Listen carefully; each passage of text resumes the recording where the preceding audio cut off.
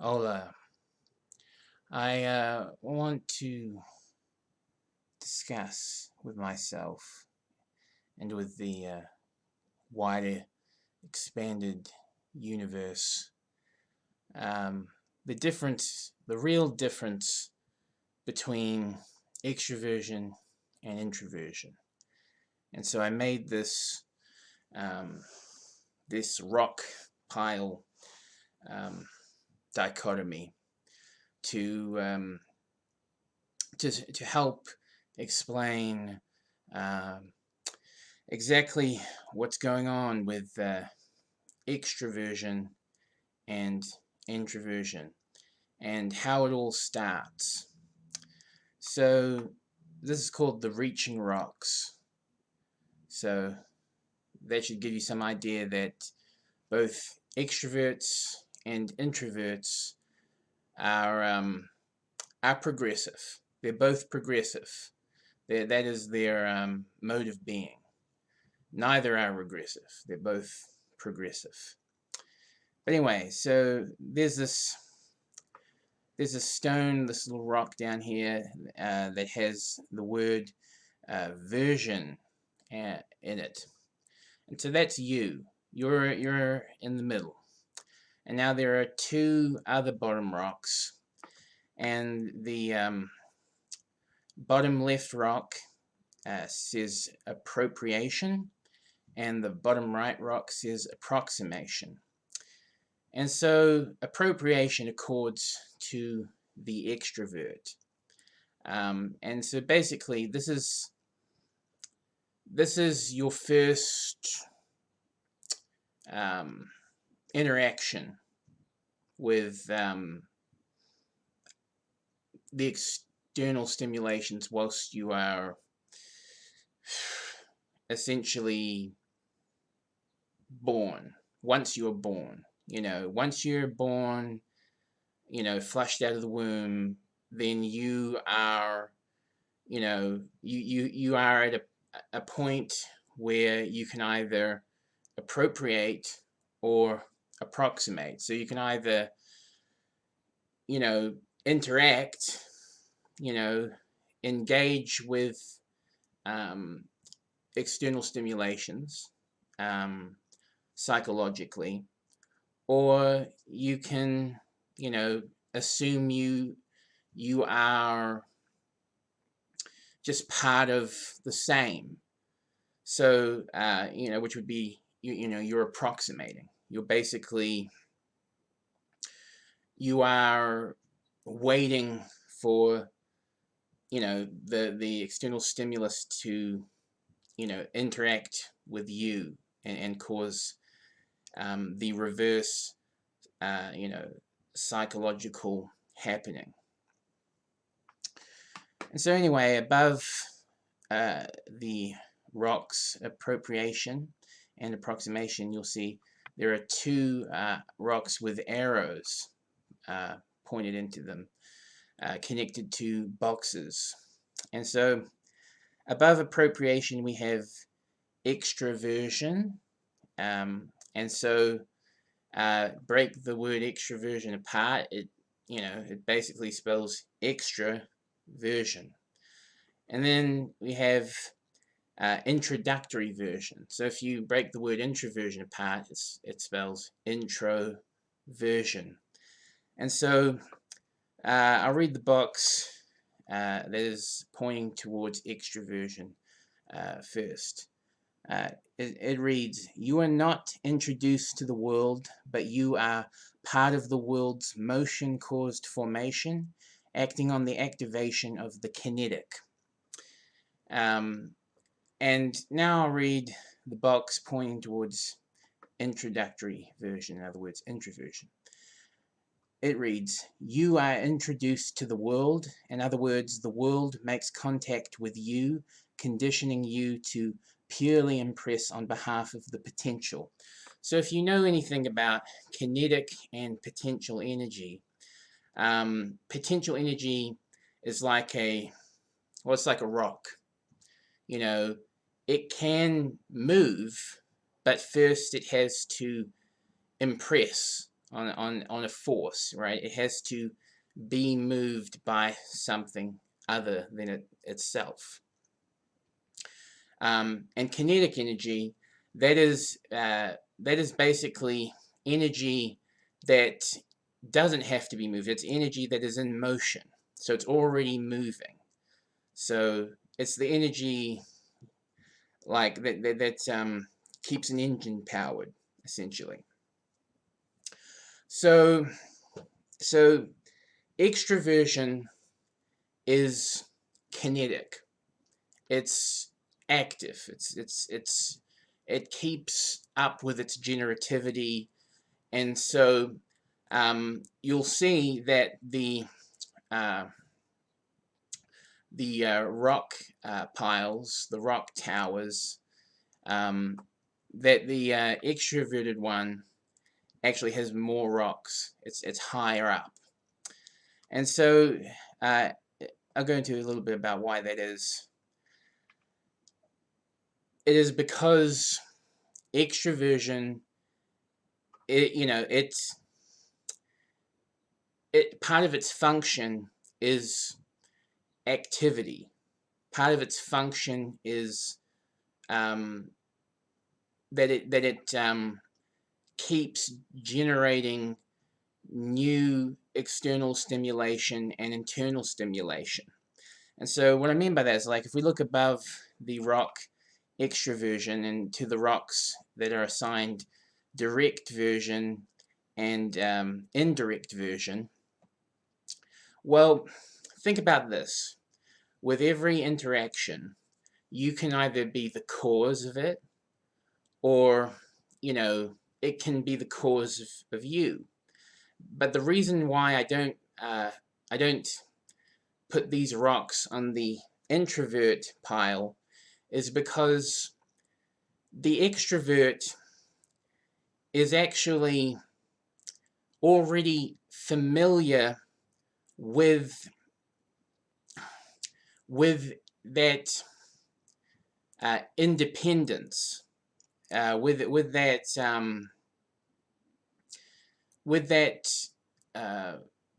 being part of motion caused formation. They're already in that cycle of life, essentially.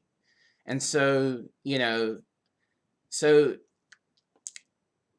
they can, it's sort of like this. It's like the extra version is really a multiple. It's extra versions for every direct situation and indirect situation that befalls the individual and puts them in a decision mode where they have to choose one course or another. It sets them up on the crossroads.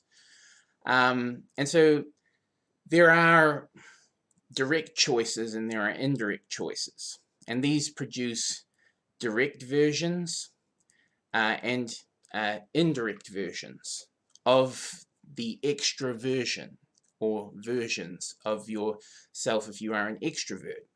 And so from these rocks, if we look higher up, just above them, we'll see above direct version, there is the rock that is assigned productive instincts. And above indirect version, there is the rock that is assigned serviceable instincts. And so think about instincts. What are instincts? Well, they're really not a product of rumination. They're not a product of lounging about and, wondering and analyzing, in your head, but they're a product,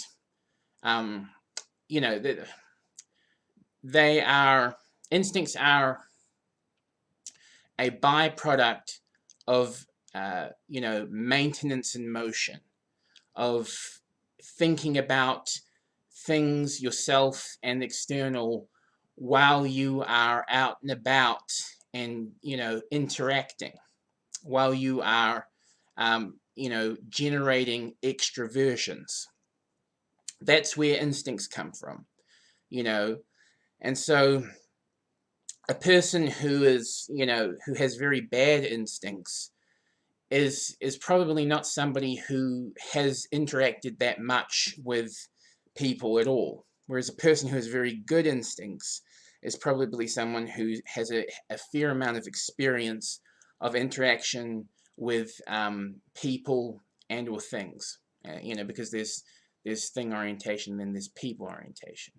You know, the inanimate orientation and the animate orientation. There are there is experience to both. And so extroverts are not just what people would commonly think of as extroverts. There aren't just, extroverts are not all social, in the sociable sense of like being people oriented. There are a lot of extroverts who are more thing oriented. And, I would classify myself, as being more thing oriented cognitively, But anyway, okay, so above productive instincts and serviceable instincts, you get the two rocks that are assigned, sociability and social tact. And so sociability is basically social ability. Now, this can be, as part of an organization that, is not emotional per se, but is, oriented more around cooperation, because cooperation doesn't have to be emotional. And so somebody can be very sociable, but in a cooperative way rather than in a compassionate way. You understand what I'm saying? So like there are different shades of extroversion. There's way more different shades of extroversion than there are of introversion. I'll get into that later though. But anyway, so sociability is social ability. It's your ability to settle yourself with an environment and really play the horse, and it's like where that environment, imbibe it, and be part of it, be one with it essentially. Okay, and so social ability is social ability, social tact. That's that again, there's social tact where it pertains to cooperation, and then there's social tact where it pertains to compassion. And so someone who has social tact where it pertains to cooperation is going to know when to shut up and let somebody else speak who's part of an order. It's because cooperation is more orderly, whereas compassion is more chaotic. It's based not on any it's not based on any reason, but it's based on values that can be highly subjective. But anyway, okay, so you have social tact and sociability, and then above those two rocks we have the rock and that is assigned interpersonal. And so when you think of the term interpersonal, you can compare it to the term intrapersonal. Intrapersonal basically means very much you know a lot about your own person, right? Interpersonal means you know a lot about other people. Now you can only you can imagine that if you are generating a lot of interactions, then you're going to your experience credit is going to rise, so to speak, to the point where you're going to become very familiar with people. Now again, it could be in a cooperative sense, or it could be in a compassionate sense, right? But you're going to become very familiar with working with people, because even if you are having a party, so to speak, well, for example, even if you're having a party, you're still essentially working. You're just working with a different, face, with a different energy, with a different this, that, and the other, right? You're working, but you're working with a different, um, more evaluative work atmosphere. But it's still work, because not everything is acceptable, you know, at a party. Not you can't do everything. So there is work to be done, so that you're not completely liberal, you know. Anyway, so above the rock assigned interpersonal, we have the rocks assigned easily relatable and better connected. So you can only, why do I say that? Keep saying that. You can only. Anyway, it's not hard to see why somebody who's interpersonal would be easily relatable and better connected. Because if they're more familiar with the external world, they're going to be able to, form, more connections. They're going to be able to then be easily relatable, because they then start to make up the majority, psychologically speaking, especially. So above those two rocks, we have the rock that is assigned more trustworthy. So if you're better connected and you're easily relatable, you are then more trustworthy.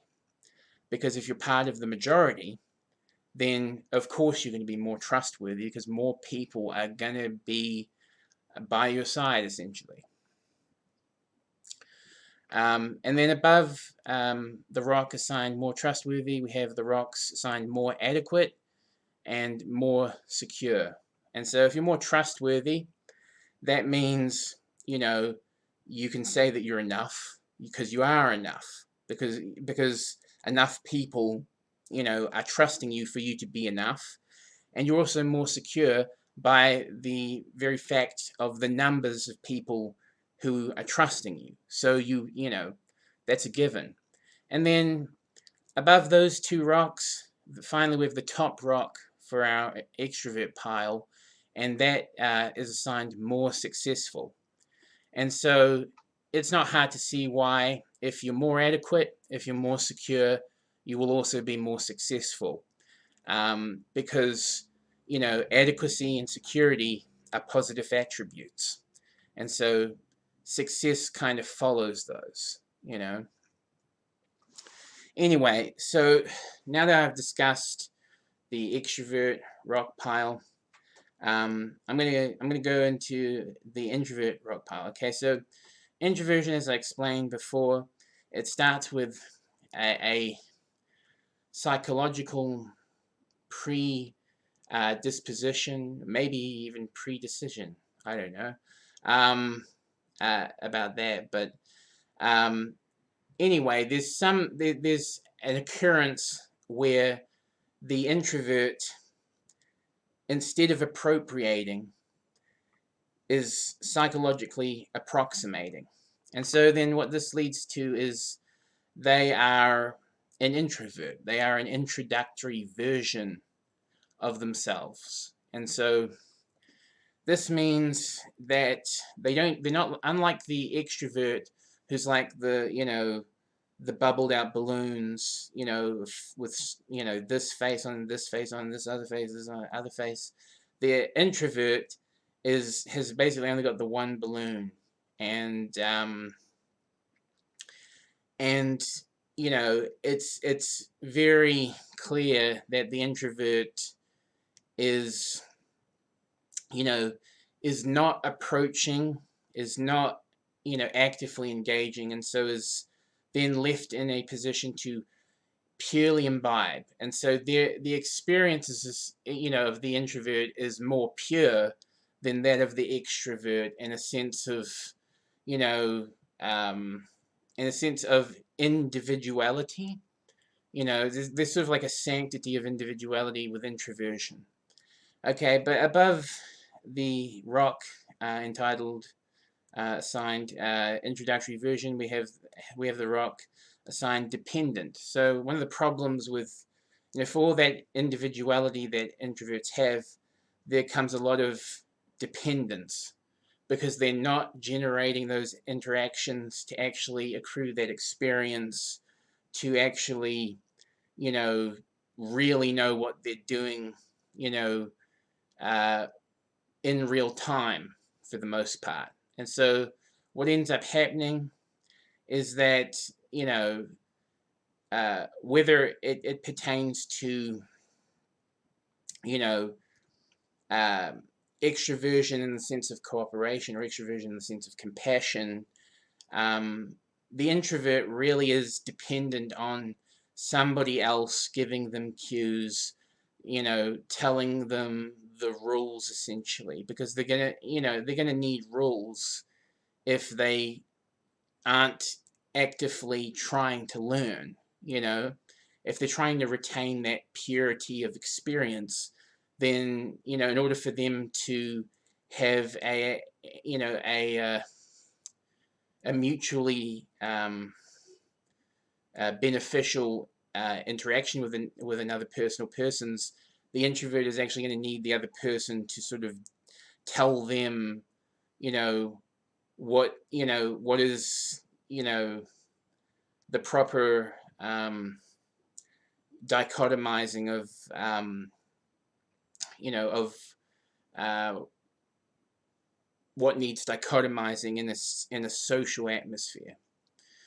Okay, but anyway, above the rock assigned dependent, we have two rocks, one assigned sensitive and one assigned isolated expectations. And so introverts, because they're dependent, because they are wanting a pure, impression, and maybe it's unfair to say they're wanting that, but it's just sort of their natural bent is they feel more directed towards having a pure impression of external stimulation. Because they have that natural bent, this means they're going to be more sensitive, because just think about it, like, break apart sensitive, sensation active. Uh, Basically, what are sensations primarily? How did they primarily come about in definition? It wasn't, somebody going towards, it was something coming towards somebody else, and mankind experienced the first sensations. They were, impacts. They were impressions. And so someone who's an introvert, because they are wanting, well, I keep saying wanting, but they have that natural bent for a pure impression. They are going to be more sensitive, because their attention is going to be for that impression. It's not going to be to impress something on some external object, but it's going to be to have their own object impressed upon. And so they're going to be more sensitive naturally. But there's another problem, is they're going to, well, I'm not saying being sensitive is a problem, but it can be a problem. But anyway, there something that definitely is a problem for introverts is that of isolated expectations.